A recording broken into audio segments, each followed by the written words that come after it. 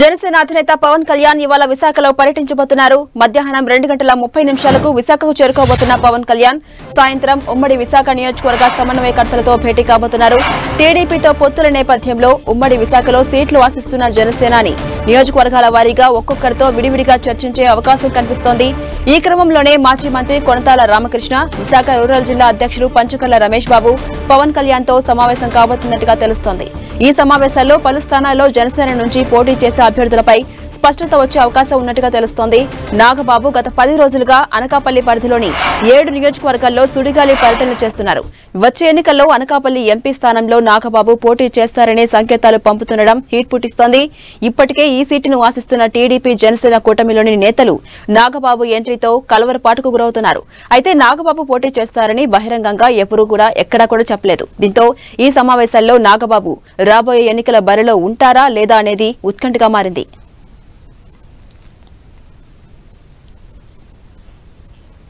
ఇదే అంశంపై మరింత సమాచారం విశాఖ నుంచి మా ప్రతినిధి జార్జ్ అందిస్తారు. జార్జ్,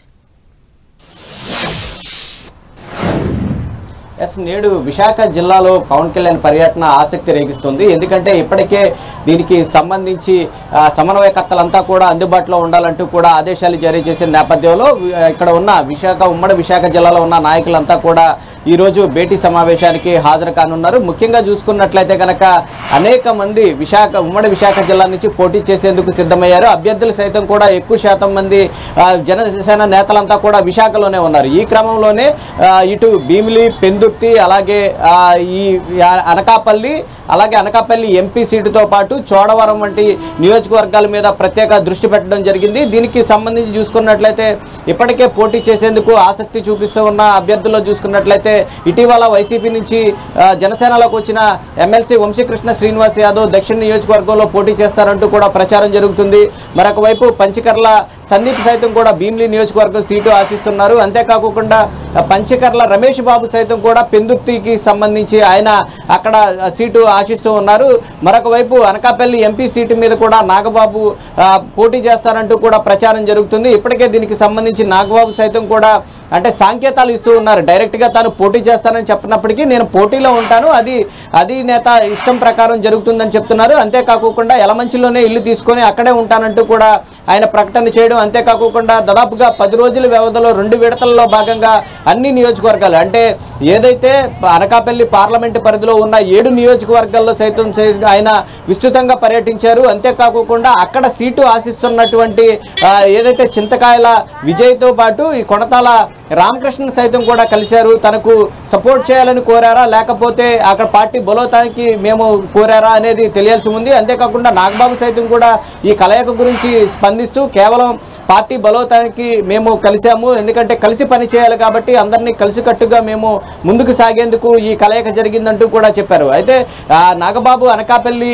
ఎంపీగా పోటీ చేసే అంశం మీద ఈ రోజు ఏమన్నా క్లారిటీ వచ్చే అవకాశం ఉందా లేదా అనేది చూడాల్సి ఉంది. అంతేకాకుండా ఇప్పుడు ఏదైతే ఈ సీట్లు ఏవైతే ఆశిస్తున్నారో ఏదైతే విశాఖ జిల్లాకు సంబంధించి చూసుకున్నట్లయితే పెందుర్తి, అంతేకాకుండా భీమిలి దక్షిణ నియోజకవర్గం, అంతేకాకుండా అనకాపల్లికి సంబంధించి చూసుకున్నట్లయితే కనుక యలమంచిలి నియోజకవర్గం, చోడవరం నియోజకవర్గం, ఈ నియోజకవర్గాలన్నింటి మీద కూడా చూసుకున్నట్లయితే జనసేన సీట్లు ఆశిస్తుందని తెలుస్తూ ఉంది. ఈ నేపథ్యంలో అభ్యర్థుల బలబలాలు ఎక్కడ పోటీ చేయాలి, ఎక్కడ గెలిచే అవకాశాలు ఉన్నాయి, తర్వాత అక్కడ సామాజిక సమీకరణ వాళ్ళ యొక్క బ్యాక్గ్రౌండ్ ఇవన్నీ కూడా ఆయన సమీక్షించే అవకాశం కనిపిస్తుంది.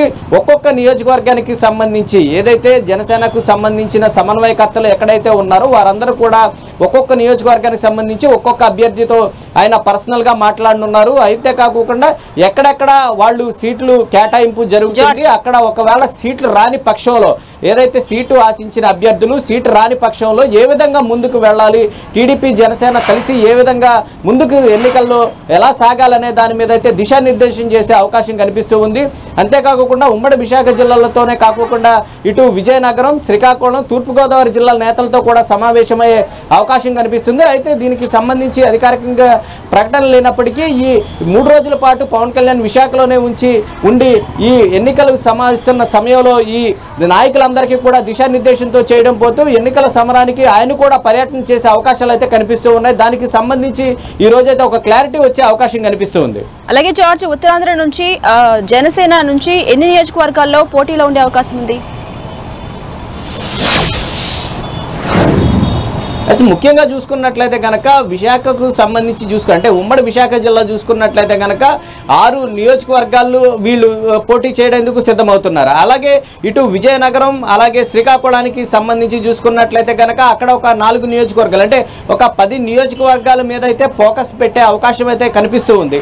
అయితే ఇక్కడ అంటే పొత్తుల్లో భాగంగా ఎన్ని సీట్లు సర్దుబాటు చేస్తారు అనేది కూడా ఒక ప్రశ్నార్థకంగానే మారింది. ఎందుకంటే ఇక్కడ చూసుకున్నట్లయితే ఎక్కువగా జనసేనకు సంబంధించిన నేతలంతా కూడా విశాఖలోనే ఎక్కువ మంది ఉన్నారు. ముఖ్యంగా చూసుకున్నట్లయితే కనుక ఇటు జనసేనకు సంబంధించి శివశంకర్ అయితేనేమి కానీ అలాగే పంచకర్ల రమేష్ బాబు అయితేనేమి కానీ ఎమ్మెల్సీ వంశీకృష్ణ యాదవ్ అలాగే కొణతాల రామకృష్ణ అయితేనేమి కానీ అలాగే ఈ సుందరపు విజయ్ కుమార్ అలాగే పరుచూరి భాస్కర్ రావు వీళ్ళంతా కూడా పోటీ చేసేందుకు ఆసక్తి చూపిస్తున్నారు. ఇటు పంచకర్ల సందీప్ సైతం కూడా యువ నాయకుడు కావడం ఆయన భీమిలి టికెట్ కూడా ఆశిస్తూ ఉన్నారు. అయితే ఇప్పటి వరకు చూసుకున్నట్లయితే కనుక ఈ పర్టికులర్ ప్రాంతాలు ఏవైతే ఉన్నాయో అక్కడంతా కూడా టీడీపీ నాయకులు ముందు నుంచి కూడా వాళ్ళంతా కూడా గ్రౌండ్ వర్క్ చేసుకుంటున్నారు. మరి వారిని బుజ్జగించి వీరు ఈ సీట్లు ఎలా కేటాయిస్తారనేది కూడా చూడవలసింది. ముఖ్యంగా చూసుకున్నట్లయితే కనుక ఈ భీమిలికి సంబంధించి చాలా ప్రతిష్టాత్మకంగా తీసుకున్నారు. భీమిలి నియోజకవర్గం అంతా కూడా టీడీపీకి కంచుకోట లాంటిది.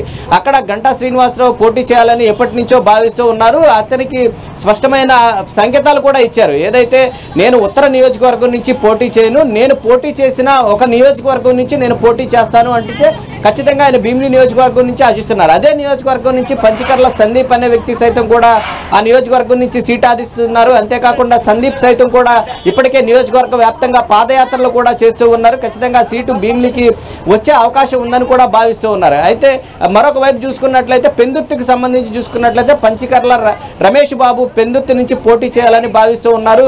అంతేకాకుండా అక్కడ టీడీపీకి సంబంధించి కీలక నేత బండారు సత్యనారాయణ సైతం కూడా అదే సీట్ను ఆశిస్తూ ఉన్నారు. అయితే ఈ సీట్ల సర్దుబాటులో ఏ విధంగా ముందుకు వెళ్తారనేది కూడా చూడాల్సి ఉంది. అంతేకాకుండా దక్షిణానికి సంబంధించి ఎమ్మెల్సీ వంశీకృష్ణ శ్రీనివాస్ అలాగే యలమంచిలికి సంబంధించి చూసుకున్నట్లయితే కనుక సుందరపు విజయ్ కుమార్ మరొక అనకాపల్లికి చూసుకున్నట్లయితే కనుక ఒకవేళ అనకాపల్లి ఎంపీ సీటు ఏదైతే నాగబాబుకి గనక కేటాయించినట్లయితే కనుక అక్కడ అనకాపల్లి ఎమ్మెల్యేకి కొణతాల రామకృష్ణను మార్చే అవకాశం కనిపిస్తూ ఉంది. అయితే ఎమ్మెల్యేగా కొణతాల రామకృష్ణ పోటీ చేస్తారా లేదా అనేది ఇప్పటి వరకు తెలియని పరిస్థితి ఉంది. అయితే ఈ నియోజకవర్గ సమాజకర్తల విషయంలో చూసుకున్నట్లయితే కనుక ఈ ఉత్తరాంధ్ర జిల్లాలన్నిటికీ సంబంధించి ఇటు విజయనగరం అలాగే శ్రీకాకుళంతో పాటు ఈ విశాఖకు సంబంధించి చూసుకున్నట్లయితే ఈ అన్ని నియోజకవర్గాలకు సంబంధించి ఏ విధంగా ముందుకు వెళ్ళాలి, ఎన్ని సీట్లు మనం కోరాలి, అంతేకాకుండా పోటీ చేసే అభ్యర్థులు ఎవరు, వాళ్ళ బలబలాలు ఏంటి, సామాజిక సమీకరణాలు ఏంటి, ఏ విధంగా టీడీపీ జనసేన కలిసి ముందుకు వెళ్ళాలి, ఏ విధంగా అంటే మనస్పర్ధలు అలాంటివి ఏమీ రాకోకుండా పొత్తుల్లో భాగంగా ఎటువంటి అసంతృప్తులు లేకోకుండా ముందుకు వెళ్ళాలి. కాబట్టి వాటన్నిటికీ సంబంధించి ఈరోజు సమీక్ష నిర్వహించి సీట్ల మీద అయితే క్లారిటీ వచ్చే అవకాశం అయితే కనిపిస్తూ ఉంది. Right, thank you George.